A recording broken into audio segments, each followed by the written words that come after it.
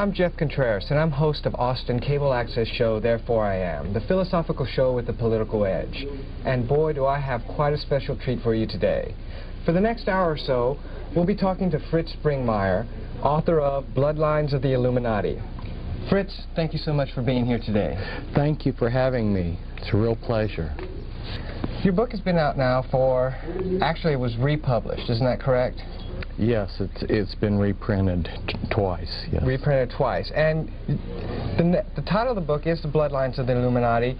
What exactly is the Illuminati? The Illuminati is the continuation of the mystery religions. There was quite a number of mystery religions in antiquity, and these mystery religions had councils that controlled them, and then there was a supreme council that operated clear from India to the British Isles that then coordinated all of these mystery religions, and that would be today what we call the hierarchy of the Illuminati. So the Illuminati is basically just an extension of the mystery religion system, the whole type of philosophy. Yes, it was a way of hoarding knowledge and power to a few special people. And how do they hoard the knowledge? Well, when I say knowledge, some of the knowledge is pseudo-knowledge, and some of the knowledge is actually scientific knowledge, which enabled, for instance, Christopher Columbus to be certain that he could sail across the Atlantic and hit land. He was associated with the Knights Templars, which is one of these secret societies associated with the Illuminati. So you've got different types of knowledge, but some of the knowledge is actually bogus. It's just claimed so that they can get people to join whatever mystery religion they're trying to offer. Okay, Fritz. Now, why are families so important in this? It's obviously, you titled it Bloodlines, and that must have to do with the families. Why are they so important? It has to do with how they pass power from one generation to another. It also involves the occult powers. They try to have full-blooded members. They believe that, at least the traditionalists within the Illuminati, which are the full-blooded members, they believe that to really be a powerful witch with all the occult powers that demonology gives you, that you have to be a full-blooded member who's got a genealogy that goes back many years. So in effect, what you're talking about is basically generational Satanism. Right, it's generational Satanism. And they have to operate also within bloodlines because of the way that they carry out their mind control. They make program DID, or what was commonly known for a couple hundred years as multiple personality disorder. They program their members with MPD, and in order to do that, you have to have someone who will disassociate when they're traumatized rather than die. There's three things you can do when you're severely traumatized. You can just curl up and die, or you can go crazy, or you can have the creativity and the dissociative abilities to splinter the mind into a multiple. And they want that ability. It's essential because the satanic rituals that they carry out, which are horrendous traditional rituals, blood sacrifices, requires a certain level of insanity and dissociative ability. In other words, what I'm getting at is if you were a normal, sane person and you had to participate in the higher level Illuminati rituals, you'd probably go crazy without the programming and the MPD that they carry out. So it's absolutely essential that they maintain the bloodlines. Okay, Fritz, now when you talk about blood sacrifice, what do you mean? Are you talking about chickens or goats or something like that? No. Unfortunately, I'm talking about human sacrifices.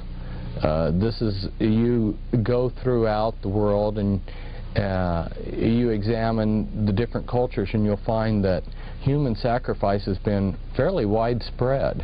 And these powerful families have always felt that they gained power and through sacrificing other people. So you're saying that the blood sacrifice that we've read or heard about throughout the history books has never actually stopped. It's just gone into secret. That's right. Correct. That's very incredible.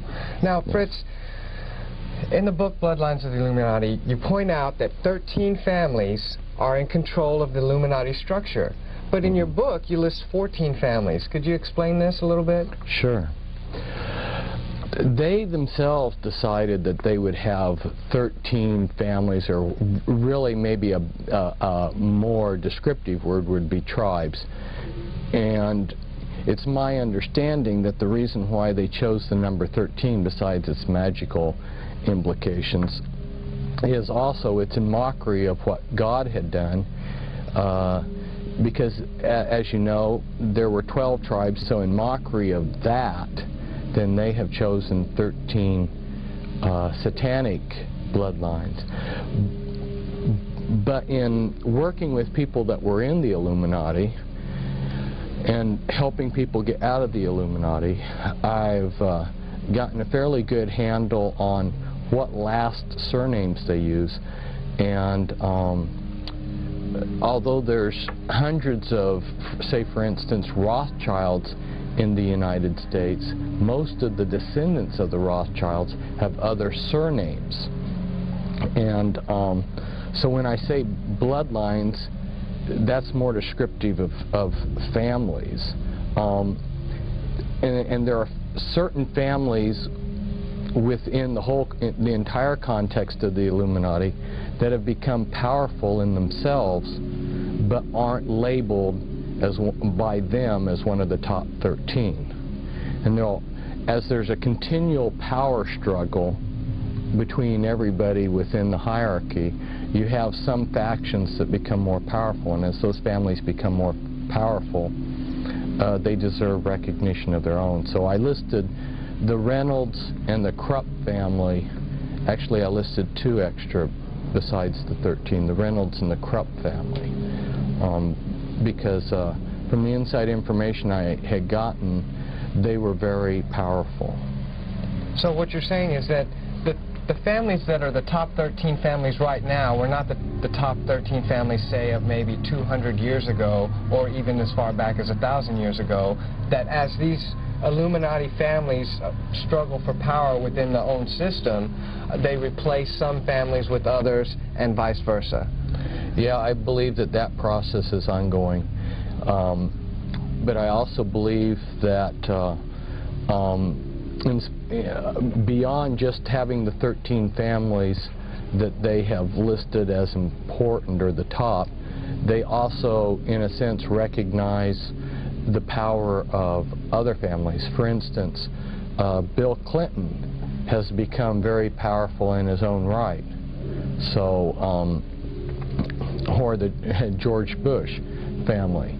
So, although they are descendants of these 13 tribes, they in themselves now, in this time period, are worthy of special focus or mention. Okay, Fritz. Well, we've talked a little bit about the Illuminati structure. Could you briefly explain how this structure is set up? Yes, it's a pyramid structure. There's 2 basic levels in the Illuminati. There's the anarchy level.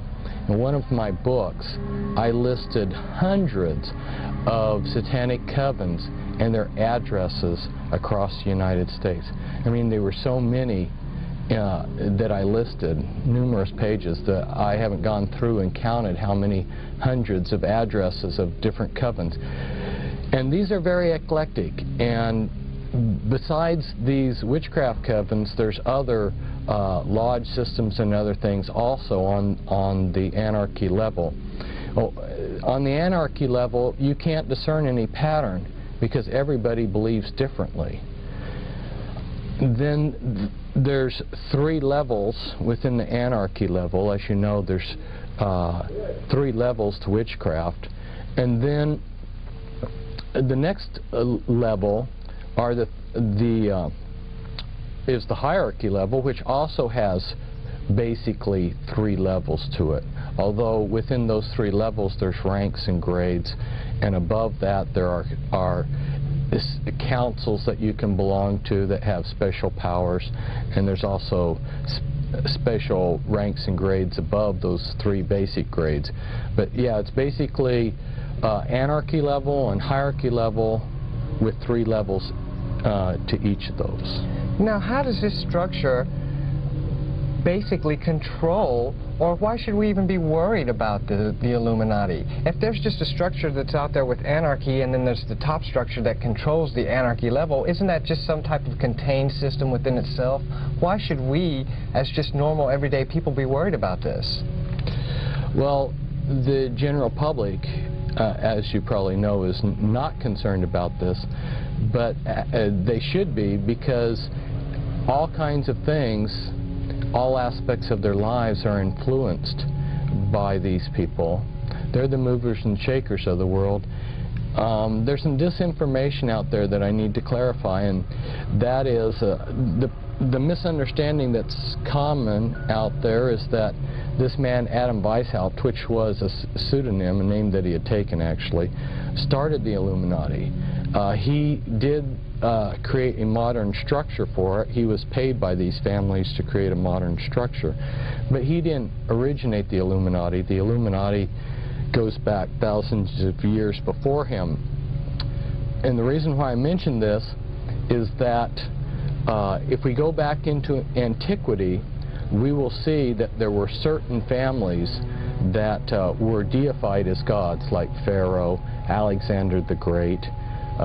Maybe some of the viewers don't know that Alexander the Great believed that he was descended from gods. Genghis Khan, who's still worshipped in Mongolia. These powerful families believed they were gods, and they controlled through their priesthoods in these mystery religions the people that were subservient to them. They never wanted to relinquish power. They networked together, and over history you can never find any point in history where they gave up their power. What they did is they did a lot of sleight of hands and went underground or behind the scenes and let other people become frontmen, but they've still stayed in power. You can see a lot of I give a lot of evidence of that in my Bloodlines of the Illuminati book. Just some everyday examples that I ran into is, as a boy, you know, I met Henry Cabot Lodge. And someone who would read American history would know about John Cabot exploring the United States, which was of the Italian Caboto family. This is an ancient family, and yet you can see their influence in history all down through the years. Recently there was a book, Holy Blood, Holy Grail. Well, I say recent, it's not been recent, but it became a bestseller, and then the authors made a trilogy of books, Messianic Legacy and The Temple and the Lodge, and Pageant and Lay and Lincoln were the authors of that trilogy of books. And they go in and discuss how all of the royalty and aristocrats of Europe are descendant from one single bloodline. Now, of course, then when you go to look at our presidents, you find that 11 of our presidents, at least 11, are part of that bloodline. At least 11 presidents are descendants from European royalty. Right, the Merovingian dynasty, at least 11. And a man recently, you may have heard of him, yes, says that he has the genealogy charts to show that all of our presidents were related. I have, in the talks that I've given in the last couple of days here in Austin, I showed a genealogy chart that I have, which shows 12 of the American presidents very closely related. Okay, Fritz. Well, you talked about how these Illuminati families, when they have power, and we can see that, then they go into hiding. Most people would say that the Templars, the Knights Templars, were one of these Illuminati structures. Could you explain basically how they supposedly went into hiding? Because you hear about the Templars, they had quite a long reign, and then the French turned against them, and then they were outlawed by the Pope, and then they just disappeared out of history. Right, and but they didn't. Although the Pope outlawed them, they were able to flee, and initially they went to places in Spain and Portugal, and from there they boarded ships and they sailed to Scotland. And there was a decision made to give Scotland its independence, and the Knights Templars that landed in Scotland then in the Battle of Bannockburn helped the Scottish gain their independence, and then became very prominent in the affairs of Scotland. Well, you know, Fritz, I saw the movie Braveheart, and I don't remember there being any Templar Knights in that movie. Yes, that's true, but the movie ended before the Battle of Bannockburn. Oh, all right, I understand now. Okay. Well, Fritz, now that we know basically a little bit about the Illuminati and about how they structure their system, can you give us a little bit of the mindset of these Illuminati families? I mean, why do these families, these 13 families and other families, feel that they have the right or the authority to control almost every aspect of our lives? These families, since antiquity, have believed that they were gods, and of course they have been worshipped in many periods as gods. And they continue to pass that prideful belief down from one generation to another. They believe that they're a superior being. Oftentimes, when I've seen quotes by these people or heard people relate what they heard, you see that they refer to us as ants or cattle. And they basically have the idea that they were born to be gods and rule us, and we were born to serve them. Okay, so they felt that they were gods and they were worshipped as such in ancient times, but with the rise of Christianity and things such as the Inquisition and maybe even the Reformation, shouldn't the people of history have stomped all of this out? They made a decision that they would use Christianity for their own ends. So they established churches that they themselves controlled, and they went behind the scenes and set up a lot of fronts. So what you see, for instance, as proof of what I'm talking about, is at the end of World War II, there was a commission sent around Europe to examine all of the churches and cathedrals that had been damaged by the bombing, and they found something like 80% of these churches had hidden occult altars underneath the Christian altar that wasn't exposed until they were damaged.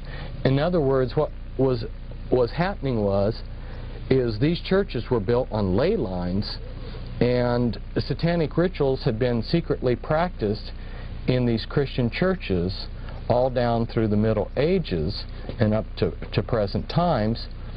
These were sacred sites that the churches were built on. In fact, some of them were built on very sacred Druid sites and things like this. And so the Christian churches were simply functioning as a front so that these people could do their human sacrifices and so forth in secret. And of course then they became pillars of society with their multiple personalities. They could have a front personality that was the ideal Christian, and on the Sabbat, on Friday night, they could be sacrificing somebody, and perhaps on Sunday morning they could be the reverend that was giving the sermon.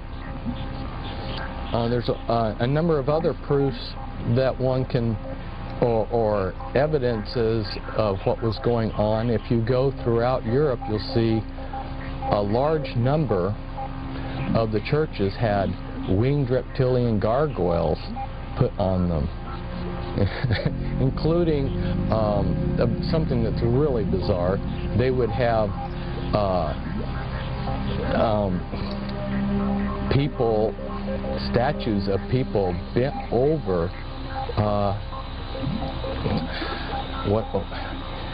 how do you describe it on television? They're bent over taking a dump, you know. And this is on the side of a cathedral? This is on sides of churches that were built, the statues built, naked people showing their bare bottoms. And if you ask, why did these Masonic trade guilds build gargoyles and people taking an excrement, you're told they did it for Christ. And the word Catholic itself means universal. And so they just went out into their areas and just absorbed all of the local religions of whatever land they were at. That's very well said. There were a number of mystery religions that bestowed their authority into the Catholic Church. For instance, the mystery religion of Dagon had which was the fish god, and the Pope's hat, his mitre hat, was the crown of authority of the head of the mystery religion of Dagon. Mm-hmm. So he at one point in history was given the authority to be head of that mystery religion. And so yeah, the Catholic Church was a good way to also absorb a lot of the paganism, right, besides being a front for the more serious hardcore. All I'm doing is saying a lot of these symbols have histories beyond what the Christian Church thinks about. Mm-hmm. You'll find a lot of well, for instance, I have personally with my own eyes seen a good number, or I don't know if good is the word for it, but I've seen a number of churches with the Masonic Knights Templar logo on the side of their churches. Mm-hmm. And what logo is that? It's a cross and a crown. Cross and crown. Right. Okay. It's a particular, it's designed a certain way, mm-hmm. and it's very clear that it's a Masonic symbol. And there's a lot of other symbols. I've seen all-seeing eyes. There's Catholic churches that have the Illuminati all-seeing eye, you know, that's in the pyramid. Well, speaking of the all-seeing eye, our local cable outlet, basically who helps us put on this show here, Time Warner in Austin, their symbol for their corporation is an eye. Isn't that kind of funny? Yes, well, it all ties together. It's an enormous thing that's to someone who hasn't been initiated into, who hasn't studied this, the whole the subject is so vast and so incredible that it's really difficult to absorb. That's why I really strongly encourage someone to begin by reading the Bloodlines of the Illuminati book, where I have the time to lay things out systematically, so you can see that this thing started in antiquity. These people controlled everything back then. They never gave up control. although they have worked through trade guilds and the Masonic Lodge and other things, they've always had the power. They never gave up the power. And when this country was created, we thought that we were getting away from the aristocracies and the kings of Europe. But lo and behold, like I said, I can document that 11 of our presidents are related to the royal family in the United Kingdom. Boy, I tell you, Fritz, this all sounds so incredible, just like you said. When you were doing research for this book, how much documentation did you actually find which supports your outlook and beliefs on the Illuminati? Well, I've done many years of research, and I was just joking with somebody that I was visiting this morning because when I moved into my new house, I had been telling people I had 100 boxes of papers, documentation, newspapers and stuff that I collected. But after I had filed those away, and I counted, I had 140 boxes left. So a lot of what I have learned was because I've worked for years with people that are trying to escape the Illuminati, and they helped my learning curve greatly. They point me in the right direction. And a lot of information is right there if we scratch below the surface. But they realize that there are very few people like me that are going to be looking in the right direction and scratching under the surface. So, and they don't have time to hide it all. So there is an enormous amount of information out there that relates to these families. And I just am that type of person to plow through enormous amounts of information. That was just, I guess, the gift that God gave me. So what you're saying then, basically, Fritz, is that the information is out there, and really all you have to do is begin to search for it. Is that correct? Yes, I believe that a lot of the readers, once they have read my Bloodlines of the Illuminati book, and then once they maybe have read some of the other books that I have and gotten a basic understanding of what's going on, they're going to start seeing these things all around them, and they can teach themselves, and they can further their understanding on their own without my help. Okay, Fritz. Well, let's jump a little bit inside of the book, okay? I know you mentioned as one of the Illuminati families, the Kennedy family. Now, with all of their recent tragedy in the past few decades, how can you still feel like the Kennedys are major contributors to this whole power structure? There's definitely been some power struggles, and the Kennedys have been on the short end of the power struggles. That's true. But after John F. Kennedy was assassinated, and his brother, Ted Kennedy still was an extremely powerful senator because of his tenure and all of the committees he was on and everything. He was one of the most powerful men in the United States. So that immediate family, continues to be called by the news media as America's royal family.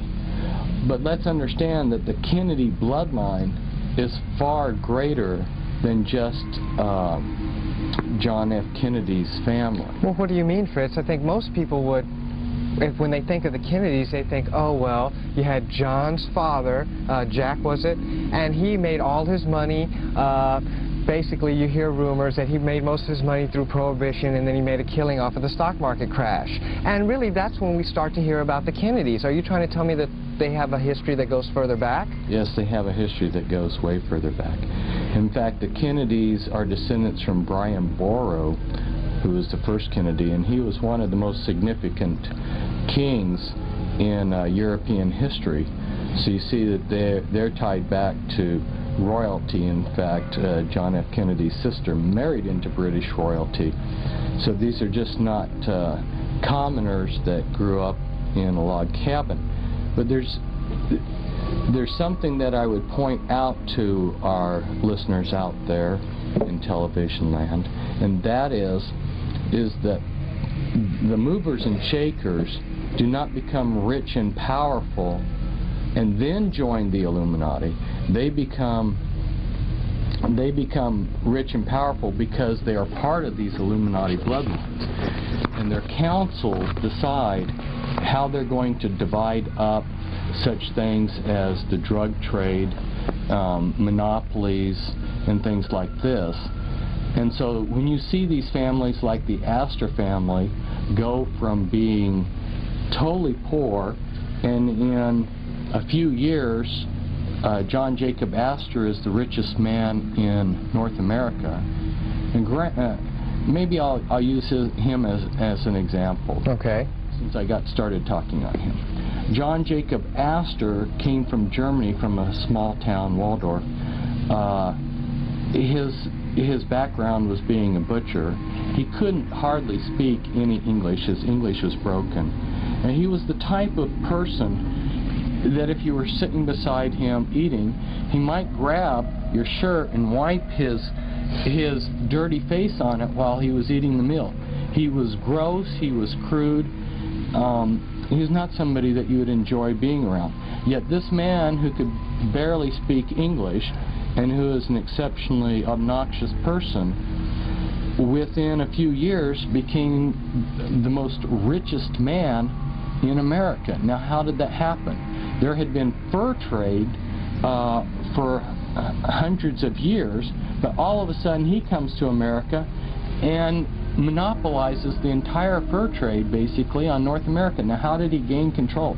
It's because somebody in the Illuminati councils had decided the Astor bloodline, which is a bloodline that goes back to antiquity, the name is a derivative of Astarte. They had decided that the Astor family, you know, would be given that privilege.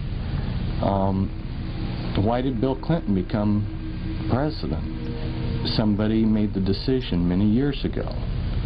You can look back at the things Bill popped off and said as he was a kid.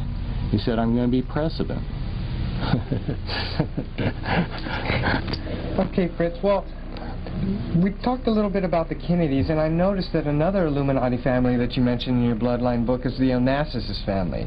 Now, as far back as I can remember, just out of recent memory, the only Onassis I could ever think of was Aristotle Onassis. And really the only reason I bring him up is because we talked about the Kennedys, and they seem to be linked a little bit.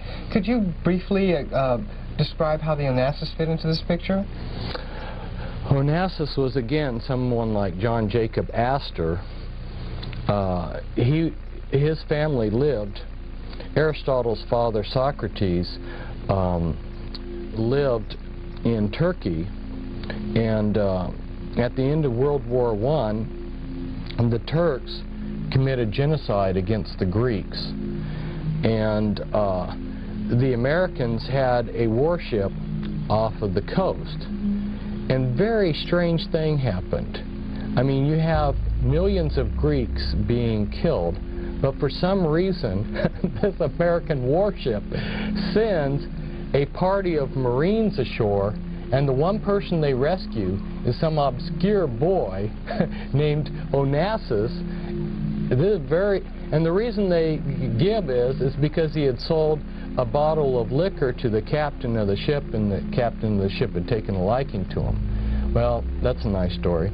So then Onassis comes to South America. He lands in South America penniless in Argentina. But supposedly by washing dishes, within a few years, he's a multimillionaire, one of the richest people in the world. From being a dishwasher? Yeah. Some jobs like being a dishwasher. You know, you can see this kind of stuff in Back to the Future with Biff, you know. And this is what we're talking about. So what I'm getting at is he became rich because he was in one of these bloodlines. How extensive is that bloodline? Who else is part of that bloodline? I don't know the full extent of that bloodline. I know that in working with people that were in the, or that I brought out of the Illuminati, most of the people of these bloodlines do not have surnames that match the bloodline that they belong to. Their only major connection, so to speak, is when they are put before the Grand Dame, and she is to give her approval as to whether they're accepted into the Illuminati or not when they're like age 3, and they're given a physical inspection, just like the Masons don't want anybody who's got physical defects. And they're given an overall inspection, and in that initiation ceremony they will announce what bloodline they belong to, but then they will continue going through life with a plethora of other names. Okay. Well, Fritz, after hearing you speak over the weekend, I think one of the best examples to help people kind of understand how the Illuminati control world events, could you kind of briefly describe some of the major events of the Illuminati-controlled World War II? Oh, of World War II. Right. Okay. Yeah, I'll focus on that. I might just mention to our audience, I could go back and essentially every war that there is, I could go through and show how these families have created them, manipulated them. Well, you can look at Wall Street, and the Illuminati families on Wall Street were the ones that financed Hitler to come to power. Also, you'll see that the Krupp family in Germany, plus a few other leading industrial Illuminati giants. Now, you're talking about the Krupps that make the coffee machines. Is that right? Yeah, I'm talking about the Krupps that make a lot more than coffee machines. I don't know how many thousands of factories they have today, but they were the ones that built the tanks and a lot of other, the locomotives and a lot of the other steel works that the Germans needed for their war machinery. And these people were the ones, well, one of them said, "We've hired Hitler." So they viewed Hitler as their hireling. So American and German and British Illuminati financiers brought Hitler to power. So you had that aspect happening. And then the dialectics that was created, that created the issues and how the war came about, were also Illuminati family manipulations. And then the United States' entry into the war, let me point out something here. We haven't mentioned Freemasonry, but Freemasonry is the continuation of the mystery religions. Okay. And Freemasonry and the Illuminati are like a glove in a hand. Well, hold on just a second, Fritz. I mean, I know some Freemasons. I even work with one, and I mean, he seems to be the most down-to-earth guy I've ever known. And as a matter of fact, if I even get to talking to politics too much about him, I feel kind of sort of that I even know a little bit more what's going on than him. How is he controlling the world? Oh, he's just a member of a lodge system. We're talking, the lodge system needs a lot of good men at the base to support its structure. And 2/3 of the Freemasons don't go beyond the 3rd degree. They're that financial base supporting this pyramid structure. But at the top, we have these people.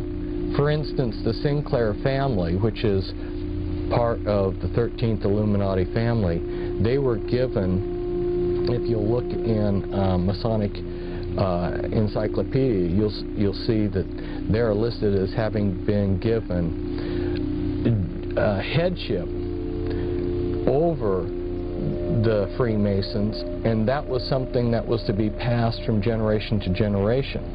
So you'll see that these bloodlines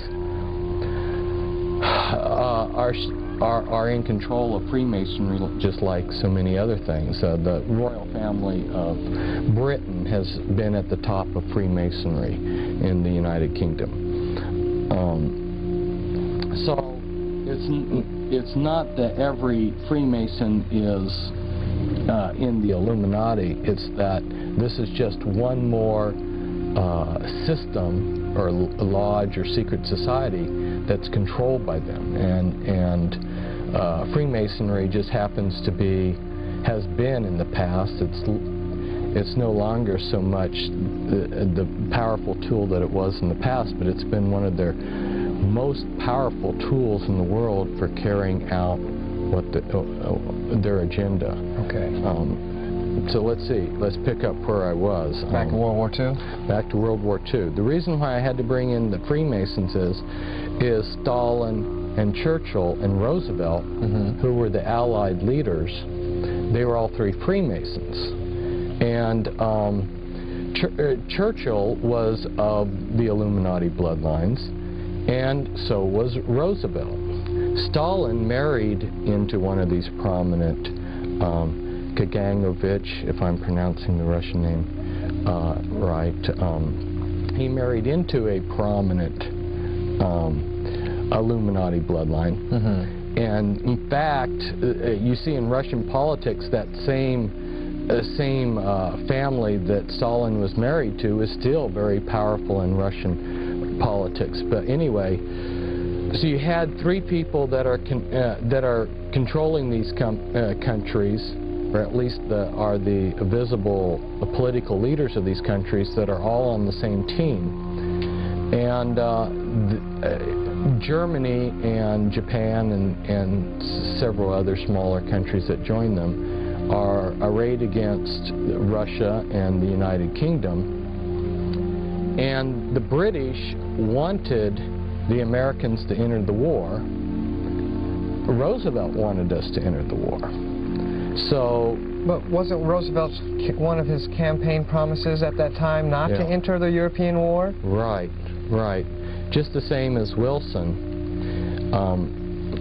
Before World War I, his campaign was he would keep us out of the war. And then very shortly after he became president, he declared war on Germany.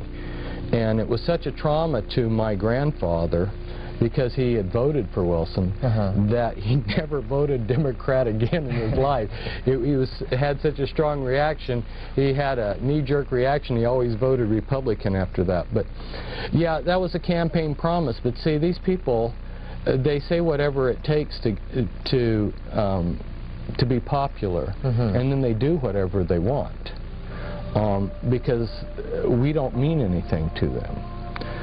And so, in going back and researching, I came across a book that was written which described aircraft carrier warfare in the Pacific in a war between Japan and the United States before there was ever an aircraft carrier built. And this book describes basically World War II. So this is rather amazing that someone was already thinking this stuff out. And then you'll see that when one studies it out, that the American military brought the Japanese Navy over to Pearl Harbor and specifically showed them item by item how the Pearl Harbor could be attacked. And then on the basis of that, those tours, the Japanese went back, made up their battle plans. American intelligence and British intelligence knew of the battle plans. They watched the Japanese fleet practice for their attack on Pearl Harbor. And then Roosevelt, to make sure that there was a lot of losses, the day before they attacked, he had all of our planes put on the airfields in circles with their noses pointed towards the center of the circle, so that it'd be very hard for them to take off when the Japanese attacked. There was a lot of things like this that were done to make sure that there was a lot of Americans that died so that they could get United States into the war. you know, I could talk for hours about how they created this war and then how they kept it going. The Illuminati, well, shortly after Pearl Harbor, President Roosevelt, and I showed the documentation in my talk here in Austin from the federal codes. He drew up an executive decree which allowed the Secretary of the Treasury, Morgenthau, to exempt whoever he wanted so that they could trade with the enemy. So these Illuminati families, like the Rockefellers, who controlled Standard Oil, and Onassis, were given the freedom to trade with the Germans so that they could keep the Germans supplied with essentials like diamonds there's a lot of industrial uses for diamonds, including they were needed for the gyroscopes and the gyroscopes for the V-2 rockets and everything. They supplied Germany with oil, designs for military equipment, and a lot of other things that, had the Illuminati not been given that special privilege of continuing to trade with Germany during the war would have come to an end easily by 1942. So basically, we had an embargo on Germany if we wanted to, but we just never closed the embargo. Or we just never kept the supplies from coming into the country. Well, if you were one of these Illuminati bloodlines, one of these powerful men, kingpins is the word I use, within these Illuminati bloodlines, you had the privileged status of being above the war. Above the war. The rest of us, it was a real war. And actually, Fritz, I think I can remember from your book, as from the Onassis chapter, his fleet of ships almost went unscathed, is that correct? Totally unscathed. They were never attacked. How many ships did he have? It was between 200 and 300 ships, merchant ships. And he's from the Greek fleet, correct? Yeah, Greek merchant ships. His ships flew the Greek flag. Essentially, every other Greek ship that was floating when the war started was sunk. But his ships went in all of the theaters of the war, the Mediterranean, the North Sea, and they were never attacked by either side. It took collaboration at the highest levels for him to travel around in a world war without anybody bothering him, while he made millions, perhaps billions of dollars off of the whole thing. This is incredibly fascinating. I tell you what, Fritz, we're almost running out of time here, but before we do, I would like you to briefly touch on, I know you mentioned it earlier, how the Bush family has been coming into prominence here of late. Could you give us maybe a little bit more of a background behind that family? Some of our listeners out there may be familiar with the Order of the Skull and Bones, which is a chapter of the Illuminati, and that they have rituals with satanic undertones. One of the things that they do is lay in a pile of manure when they're being initiated and say all of their sexual exploits. Yeah, I know. Satan causes his minions to do degrading things that they think, for some reason, because their minds get warped, that this is something great. The Bush family is related, it's one of those families that's related back to British royalty. And Bush was head of the CIA. And I think it's significant to point out, if our listeners haven't caught it already, they may have already noticed this themselves, but you had the head of the KGB. You know, the KGB has been running Russia and the USSR, and over here we had the head of the CIA, George Bush, who becomes president, and now his son is running. It should make people realize that at least that the intelligence agencies have co-opted these countries, but it's deeper than that, because the intelligence agencies are being used as a front for these powerful families. And there's literature out there that talks about how the intelligence agencies have been prostituted to these powerful families. In fact, KGB intelligence, a large share of their intelligence, is simply being used to spy on Western industry and companies so that they can take all these trade secrets back for Russian capitalists, or Russian gangsters, I should say. Wow, truly incredible. Also, Fritz, I remember this also from your talks over the weekend. I don't want people to think that you're like the only person out there talking about it, and not just today, but I mean throughout history. I remember you mentioned how Senator McCarthy, most people think out there that McCarthy was just afraid of communists, but it's really, from your research, Fritz, do you really think that was the case? No, it wasn't the case. I mean, I was like everybody else. I only knew what I'd been told until I started reading speeches and talks and things that he had written, and I was blown away. I realized the man knew exactly that there were these powerful families, that there was a world order, and he was going after these powerful families. That's why he went after the Bundys, and of course the Illuminati kingpins in our government thwarted an investigation into Bundy. Yeah, he really understood, and so because he was after these powerful people, these movers and shakers, they have used him as a verbal punching bag. I mean, I've watched, I don't know how many people denegate his name, even, you know, in the last few years. I mean, you think the guy has been dead for a long time, they'd forget him, but Bill Clinton has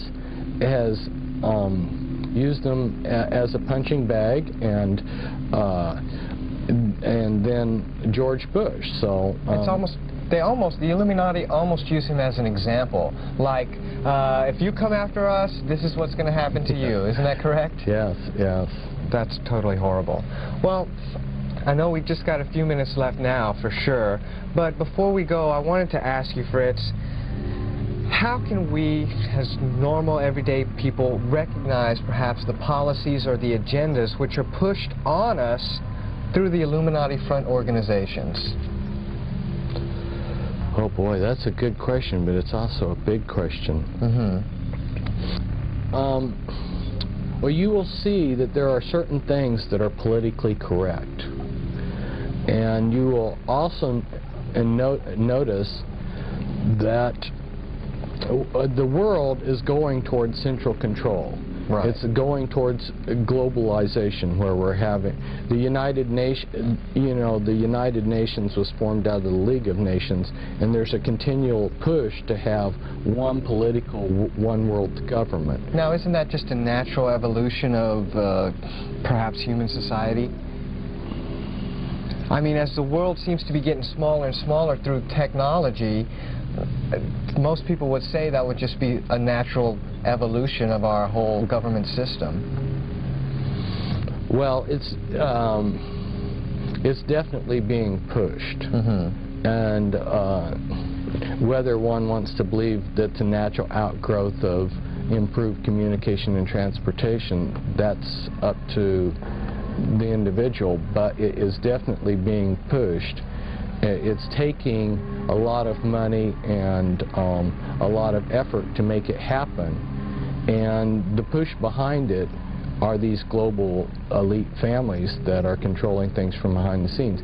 So not only do we have political globalization, but we have economic globalization, and we have religious globalization. So when you see any kind of an agenda that contributes to this one world order, or as Bush has called it, New World Order, or, you know, Hitler, who was also of these bloodlines, also referred to New World Order. That seems to be a popular term with them. Right, and I noticed earlier, when you had mentioned it, you just said World Order, that you didn't put the new in there. Why is that? Because it's not new at all. In fact, they keep using the same formulas. The things that controlled people back in ancient Rome, you know, where they had bread and circus, they're using the same formulas that they used in antiquity on us today. And bread and circus simply means that if you give the common person entertainment and plenty of food, like the junk food we get, they'll be happy. And most people, as long as they have their beer and their football game, are happy. Unfortunately, that is true. Well, I tell you what, Fritz, I really appreciate you coming down here, taking time out of your busy schedule to come give us an interview, and I look forward to having more talks with you in the future. Thank you. It's great being with you.